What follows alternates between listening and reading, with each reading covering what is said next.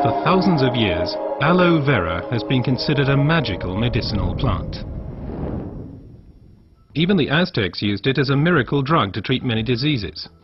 Traditional medicine appreciates its detoxification, purging, acid neutralization and fat reduction. According to modern research, it has a positive effect on blood sugar levels and blood lipid concentration, including cholesterol levels. But aloe vera is not always aloe vera. Real aloe vera, the Aloe barbadensis, is a desert lily and is cultivated in arid regions, primarily in Central and South America. The effects of aloe vera are strongly dependent upon how it is processed, and the differences already begin with how it is harvested. In order to avoid damaging the plant, the leaves should ideally be cut by hand. As the outer skin of the leaf contains poisonous aloin, a substance that protects the plant from animals and has a laxative effect on humans, the skin must be carefully separated from the inner leaf gel. This leaf gel is the most valuable part of the aloe vera plant. The gel has been proven to contain over 150 vital substances, such as vitamins, enzymes, polysaccharides and trace elements. It's this unique combination of ingredients and the way in which they interact with each other that results in the healing effect. One of the most important plant substances is asiminan, which has a positive effect on the immune system and can also reduce inflammations and free radicals. The result, the oxygen supply improves. Let's take a closer look at this fact. Blood is supplied with oxygen in the lungs and then transports it via the blood vessels into the cells.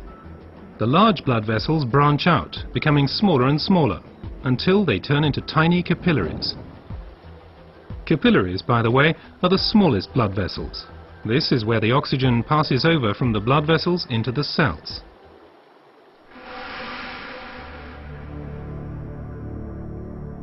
Poor eating habits, environmental pollution, stress and increased physical effort weaken our immune system. Free radicals have an easier time of things and can cause microinflammations throughout the body. These inflammations can damage blood vessels and result in a thickening of the fine capillary walls. This swelling constricts the flow of blood, slowing down the blood cells on their way through the capillaries, which, as a result, impedes the oxygen supply. And it's here that the aloe vera acts. It reduces the swelling on the capillary walls.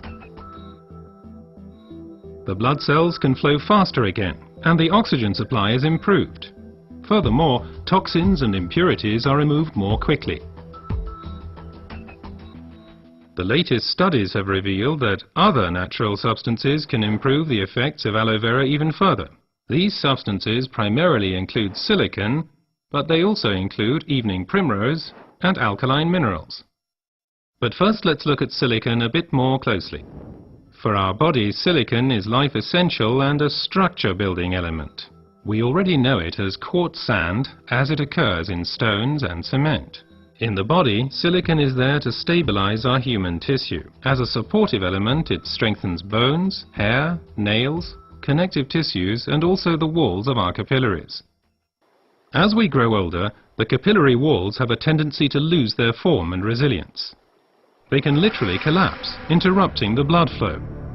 At the worst, this can lead to a stroke or a heart attack. Silicon strengthens and supports the capillary walls, thereby keeping the bloodstream open. As a result, the erythrocytes can now supply the cells with oxygen more efficiently.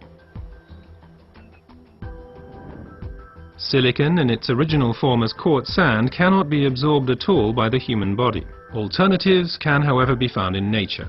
An ideal plant-based source is the stinging nettle. It is rich in natural silicon, which can be better absorbed by humans. Optimum oxygen supply is not only dependent on the capillaries, but also on the condition of the blood itself. Only when blood is liquid enough can it pass through the narrow capillaries. For improving flow properties of blood, we have evening primrose with its polyunsaturated fatty acids and basic alkaline minerals. Polyunsaturated fatty acids make the blood thinner. They prevent the conglutination or sticking together of blood cells and thereby stop clotting of the blood. Alkaline minerals support the elasticity of the red blood cells, thus helping them to pass through the tiny capillaries more smoothly. Both help to increase the blood's rate of flow and thus contribute to maintaining an optimum oxygen supply. So let's review the main points again. The supply of oxygen to our cells is a vital prerequisite for our overall health and also helps to safeguard us against serious illnesses. Aloe vera, with its decongestant effect, improves the oxygen supply. Silicon strengthens the vessel walls and keeps the bloodstream open. Reinforcement comes from evening primrose and basic alkaline minerals.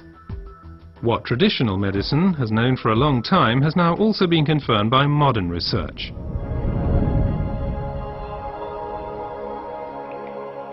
Aloe vera improves your oxygen supply and therefore your general health. Because oxygen means life.